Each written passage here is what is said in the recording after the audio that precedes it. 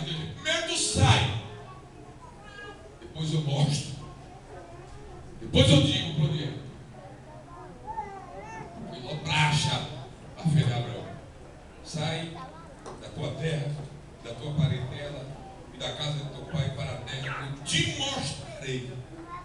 Então você sai em obediência, mas eu não só tenho exigência para ti. Porque saiba você nessa noite, Deus tem para a vida daqueles que andam em fé exigências específicas, particulares. Deus exige coisas de mim que não exige de você. Deus exige coisas de nós em comum. Há coisas que Deus exige em comum, faz parte da exigência da fé para todos, e há coisas que Deus exige de forma específica. Quando Ele se encontrou comigo, Ele fez exigências específicas. Exigências que para outros Ele não fez, para mim Ele fez. Para mim Ele disse, eu quero que você ande em fé, mas eu quero que você abra mão disso, disso, disso e disso. E aí? Eu disse para Ele, eu abro. Eu largo tudo. Então tá bom. Deus se revelou a Abraão e fez uma exigência. Sai. Sai do teu conforto, sai da tua estabilidade, sai da religião dos teus pais e vem. E vai para uma terra que eu te mostrarei. Exigência. Mas Deus não faz somente exigência para quem quer andar por fé. Deus faz promessas. Que promessas Deus faz?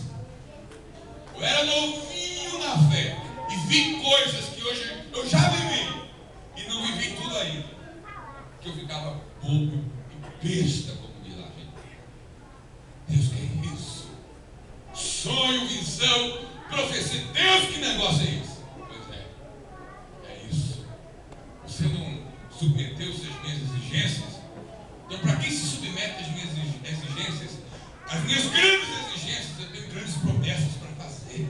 Eu tenho grandes obras para realizar na vida. Ele fez uma grande exigência para Abraão, né? Pensou largar a estabilidade dele e a família, os parentes, para um lugar que ele não conhecia. Mas uma grande exigência perseguida de uma grande promessa. Aí Deus disse para Abraão, eu far-te-ei uma grande nação, e abençoar-te-ei, e engrandecerei o teu nome, e tu serás uma bênção. Verso 3, abençoarei os que te abençoarem, e amaldiçoarei os que te amaldiçoarem. Em ti serão benditas todas as famílias da terra. Que coisa grande para Abraão.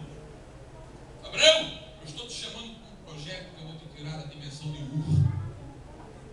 E teu nome que tem um peso por tua família lá na Mesopotâmia. Projeto para a tua vida. Não é só para a Mesopotâmia nem para Ur. É projeto para o mundo. É projeto para abençoar todas as famílias da terra em muitas gerações. Abraão, o negócio contigo é grande, muito mais do que você pode dimensionar. Deus fez isso. O versículo 4 diz assim: partiu Abraão como o Senhor lhe tinha dito. Abraão resolveu acreditar, crer e confiar em Deus e partiu em direção ao desconhecido.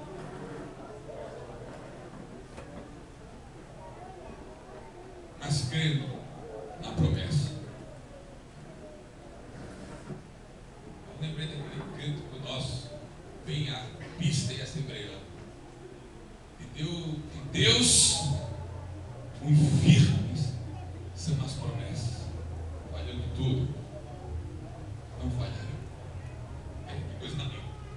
Se das estrelas o brilho cessa, mas as promessas, essas promessas,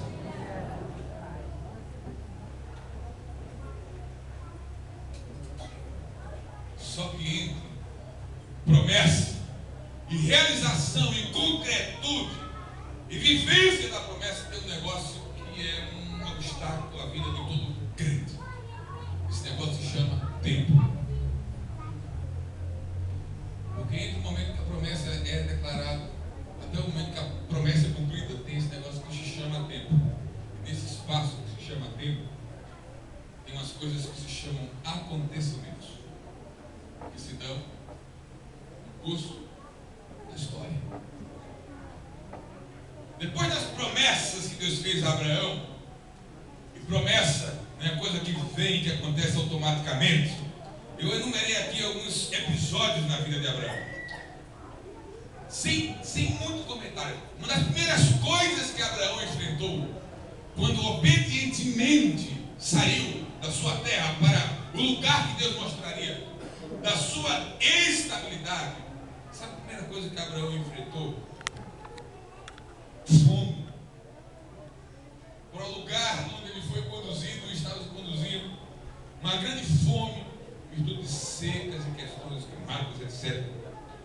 Varreu aquela terra, Gênesis 12:10, e havia fome naquela terra. Aí ele desce para o Egito. Primeira grande dificuldade, fome. Depois eu estava lendo no capítulo 13, verso 7. Entre o grupo que estava com Abraão começou a haver contenda, briga e discórdia. Porque o rebanho era muito grande, ele era rico, veio com camelos, ovelhas, gado, etc. Veio com o sobrinho. E aí, como havia escassez de alimento, de água, os pastores de Abraão e Ló começaram a brigar por esse sustento dos animais e para si próprios. Então a contenda foi tão grande que gerou uma ruptura, uma separação de Abraão e Ló. Olha só, quem disse que promessa implica em não progresso? Nada, só dificuldade, fome, disputa em família, crises, intrigas, contendas. Mas Abraão estava debaixo da promessa. Para apaziguar o problema com seu sobrinho e com a sua fé em Deus, crendo naquele Deus que o chamou, ele disse para Ló: você faz o seguinte, você escolhe o lado que você quer ir, eu vou para o outro. Porque Abraão não sabia que para onde ele fosse, a bênção de Deus ia perseguir a vida dele. Estaria sobre a vida dele, não precisava estar brigando com ninguém, disputando. Ele só cria em Deus. E assim aconteceu.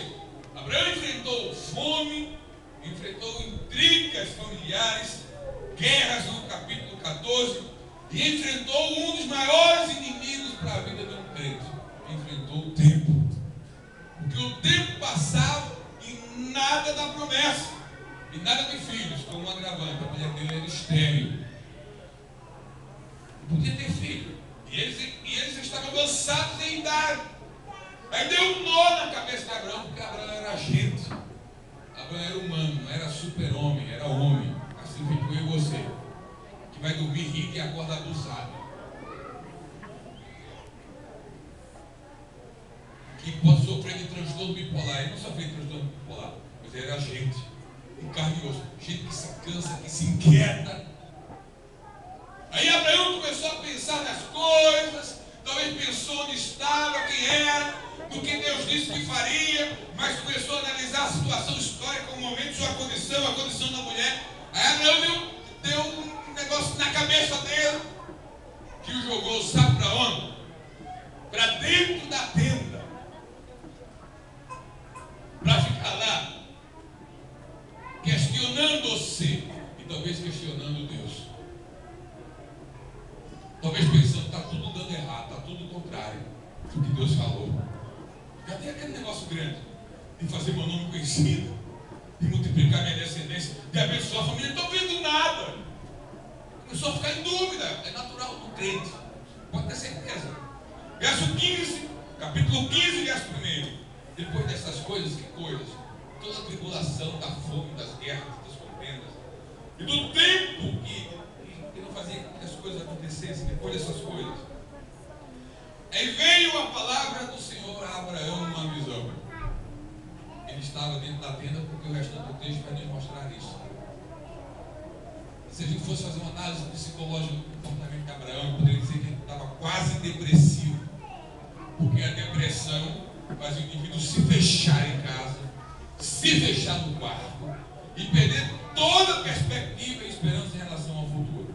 A depressão no estágio grave faz com que o indivíduo só tenha uma única e grande vontade: morrer.